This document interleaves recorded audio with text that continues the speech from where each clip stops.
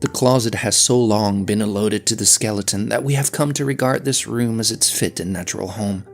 It has been given over to this guest because it is the darkest, the closest, and least conspicuous in the house. The door can be securely fastened, and only now and then can the grating bones be heard by the world outside. Still, however secluded and unused this guest's chamber seems to be, and however carefully we bolt the door and darken every chink and crevice in the walls, we are ever conscious that the occupant is there, and will remain until the house is closed and the last tenant has departed, never to return. The very fact that we try so hard to keep the skeleton in its proper room makes it the more impossible to forget that it is there. Now and then we awake with a start at the thought of what might happen should it break the door and wander through the house, and then stray out into the wide world and tell all the peaceful, trusting neighbors from what house it stole away.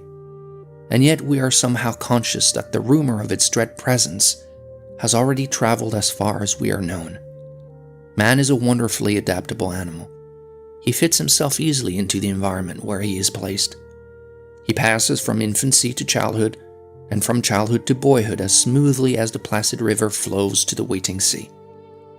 Every circumstance and surrounding of his life seems to have been made for him. Suddenly a new desire takes possession of his soul. He turns his back on the home of his childhood days and goes out alone. In a little time a new family is reared about him, and he forgets the group that clustered round his father's hearth. He may lose a leg or a fortune, and he soon conforms to his changed condition, and life goes on as naturally and as easily as before. A child is born beneath his roof.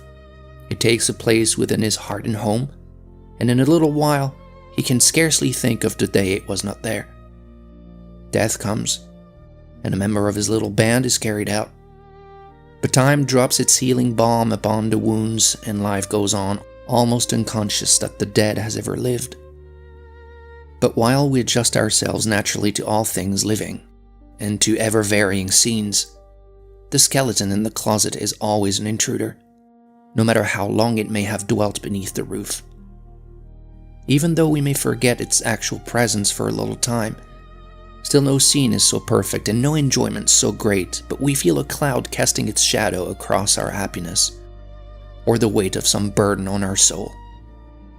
And when we stop to ask the cause, the grinning skeleton reminds us that it is with us even here. This specter stands quite apart from the other sorrows of our life. Age seems powerless to forget, and time will not bring its ever-fresh, recurring scenes to erase the memory of the past.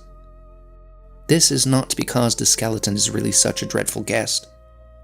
The kind and loving ivy creeps tenderly around each yawning scar and crumbling stone, until the whole ruin is covered with a lovely green. The decaying pile stands free and open to the sun and rain and air. It does not hide its head or apologize for the blemishes and seams that mark its face, and a kind, forgiving nature takes the ruin, scars and all, and blends these with her softening years and lovely face into a beautiful, harmonious whole. But unlike the ruin, the skeleton in the closet is a neglected, outcast child. With every breath, we insist that there is nothing in the room. We refuse to take it to our hearts and homes and acknowledge it as our own. We seek to strangle it to death, and each fresh attempt not only shows our murderous design, but proves that the skeleton is not a pulseless thing, but is endowed with immortal life. The brighter the firelight that glows around our hearth, the more desolate and drear sounds the wail of the wind outside, for through its cold blast wanders the outcast, whose rightful place is in the brightest corner of the room. Our constant annoyance and sorrow at this dread presence is not caused by the way the skeleton behaves to us, but from the way we treat our guest. If we looked it squarely in its grinning skull, it might not seem so very loathsome to the sight. It has the right to grin. It may be but a grim smile over the consciousness that it has sounded the last sorrow, and that henceforth no greater evils are in store. It may be a mocking, sardonic grin at the thought of our discomfiture over its unwelcome presence, and the knowledge that we cannot drive it out. There is no truer index to real character than the way we treat the skeletons with which we live. Some run to the closet door and try to lock it fast when a neighbor comes their way. If perchance any fear of discovery is felt, they stand guard outside and solemnly protest that there is nothing in the room. Their anxiety and haste plainly show fear lest their hated guest shall reveal its face. And of course, there arises in the neighbor's mind a vision of a skeleton more horrible by far than the one inside the door or than anyone can be. If the luckless jailer really fears that the rattle of the prisoner's bones has been heard outside, he feels it his duty to carefully explain or tediously cover up every detail and circumstance that caused the presence of the specter in the house. All this can only show that the guest is terrible to behold, or that the jailer is so poor and weak that he himself is a helpless prisoner to his foolish pride and unmanly fear. It can only serve to emphasize the presence he tries so vainly to deny. There are also those who know that their skeleton has been seen, or who, having lost all else but this persistent grinning guest, drag it out and parade it in the world to gain the sympathy or the money of their neighbors and their friends, like the crippled beggar standing on the corner, holding out his hat to every passerby. The true man neither guiltily conceals, nor anxiously explains, nor vulgarly parades. He lives his life the best he can, and lets it stand for what it is. 1,000 idle tales may be true or false. One may have seen but certain things, and placed him with the saints. Another little soul, who never felt the breadths and depths of human life, may have seen his scars alone, and cast him out.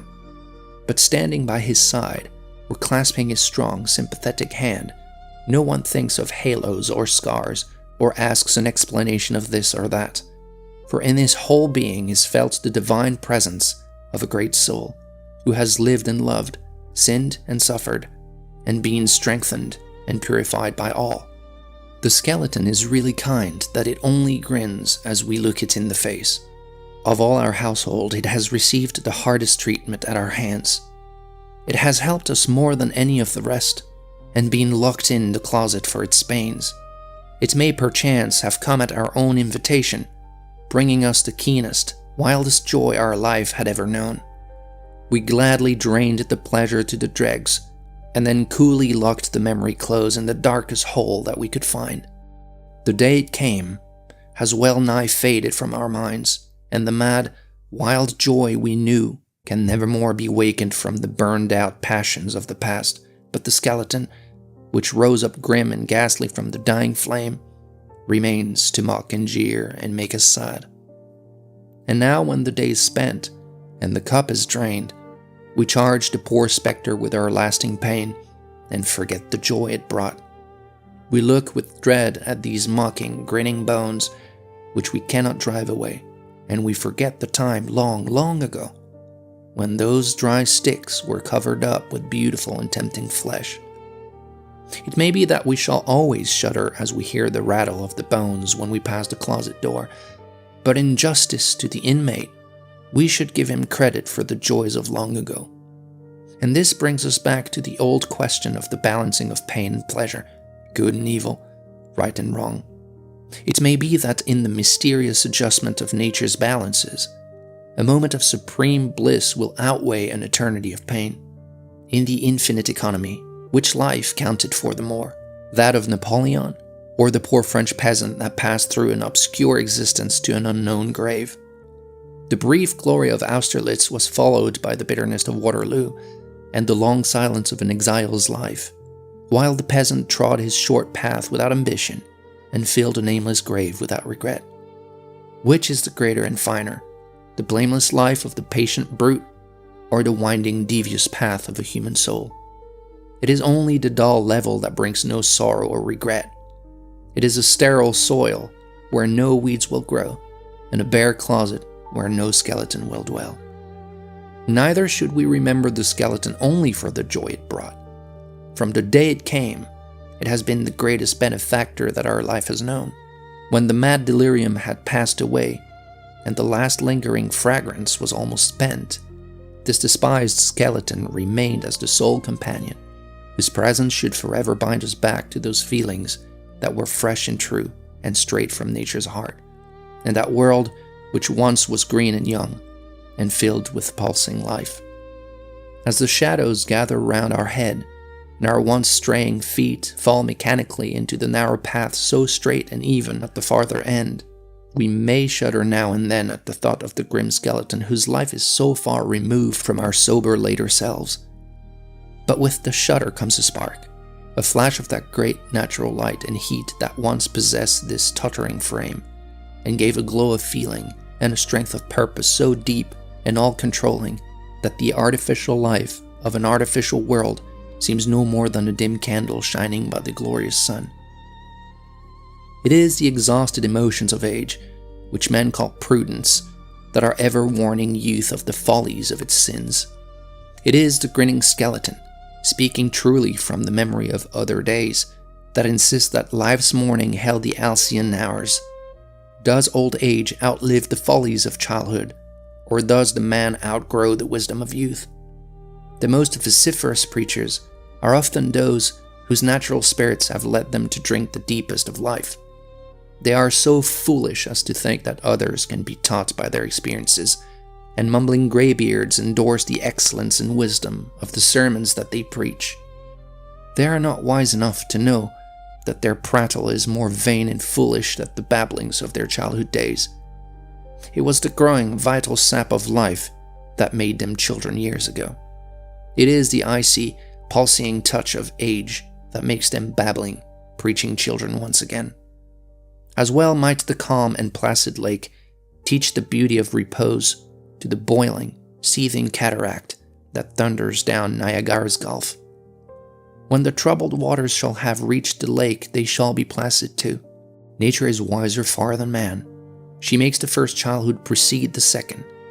If the age of prudence came with youth, it would be a dull and prosy world for a little time. Then life would be extinct upon the earth, and death triumphant over all. But these are the smallest reasons why we should venerate the neglected skeleton, which we have ruthlessly cast into the closet as if it were a hideous thing. This uncanny skeleton, ever thrusting its unwelcome bones into our presence and our lives, has been the most patient, persistent, constant teacher that all our years have known. We look backward through the long dim vista of the past, back to the little trusting child that once nestled on its mother's breast, and from whose loving lips and gentle soul it first was told of life, its temptations and its sins. Backward to her, whose whole thought was a benediction to the life that was once a portion of herself. We remember still this mother's words teaching us the way to live and telling us the way to die. We always knew that no selfish thought inspired a single word she said, and yet time and time again we strayed and wandered from the path she pointed out. We could not keep the road, and after a while we did not try. Again our teacher told us of the path. He too was good and kind and knew the way we ought to go, and showed us all the bad results of sin, and still we stumbled on. The preacher came and told us of the beauteous heaven straight at the other end of the narrow path, and the yawning gulf of hell to which our shifting footsteps led. But we heeded not his solemn tones, though they seemed to come with the authority of God himself. As the years went on, our mother's voice was still, the teacher's words were hushed, the preacher's threats became an empty, hollow sound, and in their place came the grinning skeleton, born of our own desires and deeds, less loving than the gentle mother, more real and lifelike than the teacher, saner and truer than the preacher's idle words. It was ever present and persistent. It was a portion of our very selves. We detested and feared the hated thing. We locked it in the closet and denied that it was there. But through the brightness of the day and the long and silent watches of the night, we heard its rattling bones and felt its presence at our side. No teacher of our youth was like that grim and ghastly skeleton, which we tried to hide away. The schoolmaster of our early life took our fresh, young, plastic minds and sought to crowd them full of useless, unrelated facts that served no purpose through the years that were to come. These lessons that our teacher made us learn by rote filled so small a portion of our daily lives that most of them were forgotten when the schoolhouse door was closed. When now and then we found some use for a trifling thing that we had learned through years at school, we were surprised to know that the pedagogue had taught us even this. In those early days, it seemed to us that life would consist of one long examination in which we should be asked the names of states, the rule of three, and the words the Romans used for this and that. All that we were taught of the great world outside and the problem that would one day try our souls was learned from the copybooks where we wrote the same old maxim until all the paper was used up. In after years, we learned that while the copybook might have taught us how to write in a stilted, unused hand, still all its maxims were untrue. We left the school as ignorant of life as we commenced. Nay, we might more easily have learned its lessons without the false, misleading theories we were taught were true. When the doors were opened and the wide world met us face to face, we tested what we learned and found it false, and then we blundered on alone. We were taught by life that the fire and vigor of our younger years could not be governed by the platitudes of age.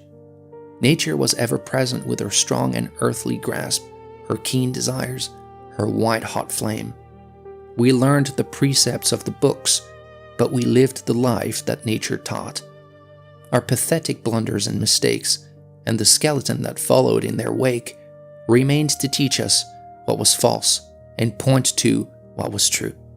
This grim, persistent teacher made but little of the unimportant facts that the schoolmaster sought to make us learn, and it laughed to scorn the preacher's doctrine that in some way we could avoid the results of our own mistakes and sins.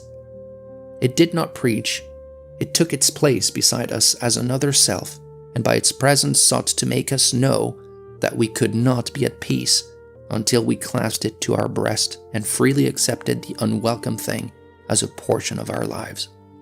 Only the smallest fraction that we learned in youth was assimilated and made a portion of ourselves. The rest faded so completely that it seemed never to have been. The teacher soon became a dim, uncertain memory of the past, whose voice had long since died away, but the skeleton in the closet never wearied nor grew old. It ever made us learn again the lesson we would fain forget. Opened at each succeeding period of our lives, the pages we would gladly put away until, at last, the ripening touch of time and the spectre's constant presence made us know. From the day it came beneath our roof, it remained the liveliest, wisest, most persistent member of the family group, the tireless, watchful teacher who would neither sleep nor allow its pupil to forget. It may be that there are lives so barren and uneventful that this guest passes ever by their door, but unfortunate indeed is that abode where it will not dwell. The wide vistas can be seen only from the mountain top, and the infinite depths of life can be sounded only by the soul that has been softened and hallowed by the sanctifying touch of misery and sin. Life is a never-ending school, and the really important lessons all tend to teach man his proper relation to the environment where he must live. With wild ambitions and desires untamed, we are spawned out into a shoreless sea of moving molecules of life, each separate atom journeying on an unknown course, regardless of the countless other lives it meets as it blindly rushes on.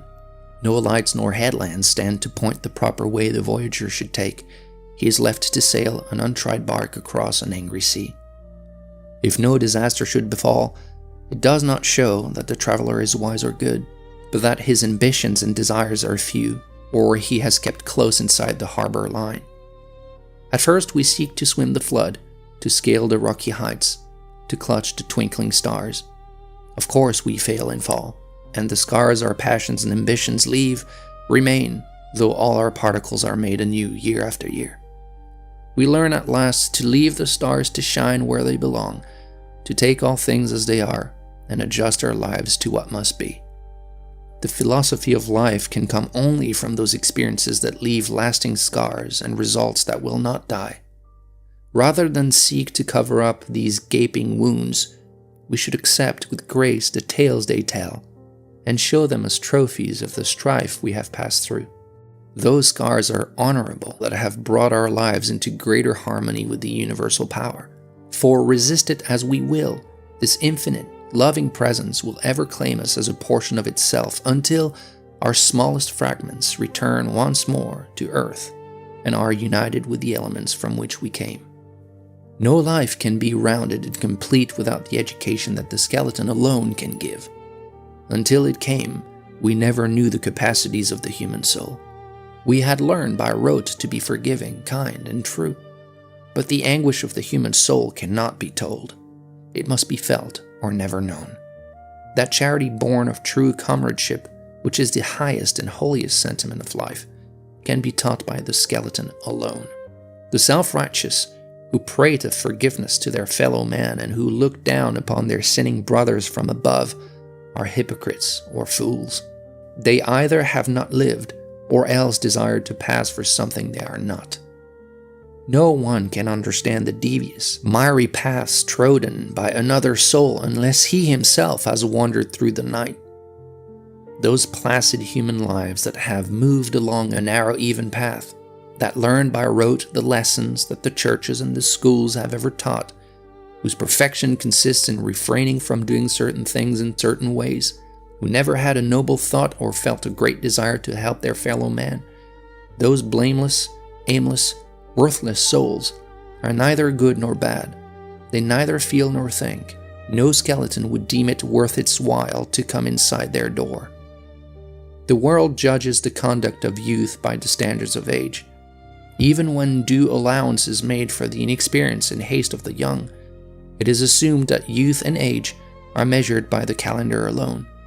Few have ever been wise enough to know that every passion and circumstance must be fully weighed before an honest verdict can be written down, and that therefore only the infinite can judge a human soul. Though accursed, doubted, and despised, nature ever persists in her relentless plan. She would make us learn the lessons that youth so easily forgets. She finds us headstrong, unreasoning, and moved by the same feelings that sway the brute. She decrees that every act, however blind or willful, must leave its consequences on our lives, and these immortal consequences we treat as skeletons and lock them up. But these uncanny specters wrap us closely in their bony arms. They ever peer with sightless eyes into our soul. They are with us if we sleep or wake, and their persistent presence will not let us sleep.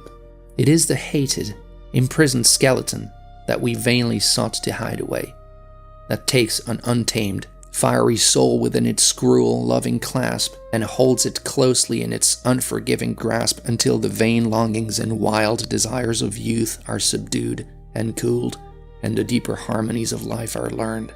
It is the hated skeleton that finds within our breast a heart of flint and takes this hard and pulseless thing and scars and twists and melts it in 1,000 tortuous ways until the stony mass is purged and softened and is sensitive to every touch. It is the same despised skeleton that finds us vain and boastful and critical of others' sins, that watches every word we speak and even each unuttered thought. It is with us when we tightly draw our robes and pass our fellow on the other side. It hears us when we seek to show how good we are by boasting of our neighbor's sins. For every spot of black or red that we see upon another's robes, it points its bony fingers to a scar upon our heart to remind us that we are like the rest. And the same finger ever points us to our wounds until we feel and understand that the clay the Master used for us was as weak and poor as that from which he made the rest. However blind and stubborn we may be, however long we deny the lesson that the skeleton would teach, still it will not let us go, until with perfect peace and harmony we look at all the present and the past, at all that was and all that is, and feel no regrets for what is gone, and no fears for what must come. It may be that our stubborn, stiff-necked soul will still persist until the hair is white and the heavy shadows hang about our heads, but the skeleton, with his soothing, softening ally, time, sits with the last watchers at our suffering bed, and goes, if need be, to the silent grave, where alike the darkest crimson spot and the softest, purest clay are reunited once again with the loving, universal Mother who has forgiven all and conquered all. It matters not how high we seem to climb, or what the careless world may think for good or ill. It matters not how many small ambitions we may seem to have achieved. Even the unworthy cannot be forever soothed by the hollow voice of fame. All triumphs are futile without the victory over self. And when the triumph over self is won, there are no more battles to be fought, for all the world is then at peace. It is the skeleton in the closet pointing ever to the mistakes and maladjustments of our past, the skeleton standing there before our gaze that makes us still remember where our lives fell short. That teaches us so slowly but so surely to turn from the unworthy victories and the dire defeats of life to the mastery of ourselves. It is the skeleton from whom we learn that we can live without the world, but not without ourselves. Without the skeleton, we could never feel another sorrow or know another's pain. Philosophy and theology cannot tell us how another's life became a hopeless wreck. It is ourselves alone that reveals the precipice along which every footpath leads. It is from life we learn that it is but an accident when we fall, and equally an accident when we keep the path. The pupil of the schools may look down with pitying glance upon the unfortunate victim of what seems to be his sin. He may point to a love that will forgive and kindly plead with them to take another path, but the wayfarer that the skeleton has taught will clasp this fellow mortal to his heart, for in his face he sees but the reflection of himself. The wise and good may forgive the evil and the wrong, but only the sinner knows that there is no sin. The charity that is born of life and sin is not fine because of its effect on someone else, but for what it does for us. True charity is only the sense of the kinship of all living things. This is the charity that neither humiliates nor offends. It is the sense that brings a new meaning to life and a new purpose to the soul. Let us do simple justice to this neglected outcast guest, the useful faithful teacher of our lives. Let us open the closet door and let the skeleton come out, and lock the schoolmaster in its place. Let us leave this faithful friend to roam freely at its will. Let us look it squarely in the face with neither fear nor shame, but with gratitude for the lessons it has taught. It may be that the jeering crowd will point in scorn as they see us with the gruesome figure at our side, but when we fully learn the lesson that it came to teach, we shall need to look no more without for the approval or disapproval of our acts, but seek to satisfy ourselves alone. Let us place a new chair beside the hearth in the coziest nook and bid the skeleton take its place as the worthiest guest.